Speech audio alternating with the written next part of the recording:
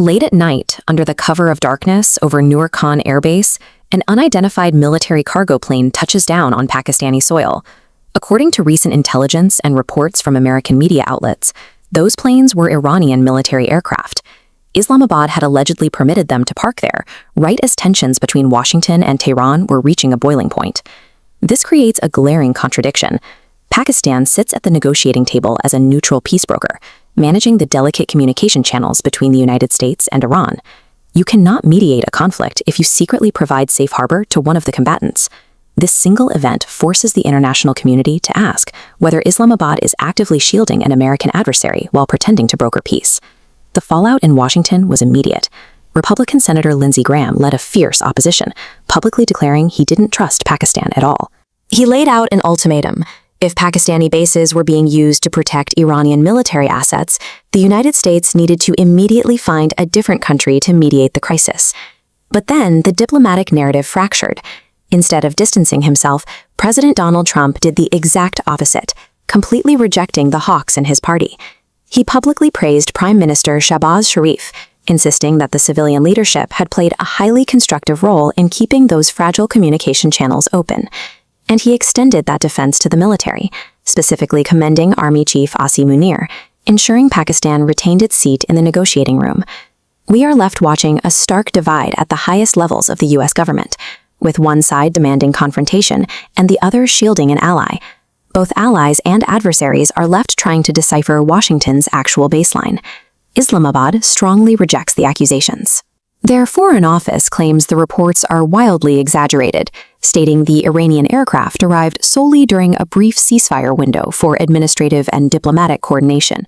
Yet intelligence analysts in Washington and India dismiss that defense, focusing instead on the unique and high-stakes geography of the airbase itself.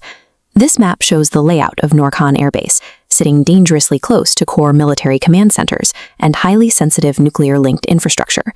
Expanding the perimeter reveals how any foreign military asset parked here bypasses massive layers of standard security protocols. Because of the extreme strategic value of this specific real estate, defense analysts find it nearly impossible to accept that Tehran's presence was a simple diplomatic layover. To understand why Pakistan would take such an enormous risk to shelter Iranian assets, we have to rewind the clock 55 years to a forgotten chapter of the Cold War era. During the 1971 conflict with India, Pakistan's military was facing a complete collapse. Their air assets were heavily exposed to Indian strikes, and their forces were cornered. At that crucial moment, Iran quietly stepped in.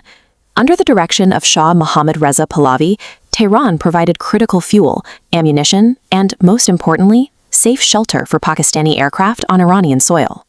It is a sharp historical irony that back then, the Nixon administration actively supported Iran shielding those Pakistani planes, viewing it as aligned with broader American interests. Half a century later, the roles have reversed. Geopolitical critics believe Islamabad is actively repaying a 55-year-old debt, providing the same safe haven that once saved their own air assets from collapse. This historical parallel has reignited severe alarm in New Delhi. Indian officials fear the strategic understanding between Pakistan and Iran has always run much deeper than either nation publicly acknowledges. And it leaves the United States trapped in a paradox.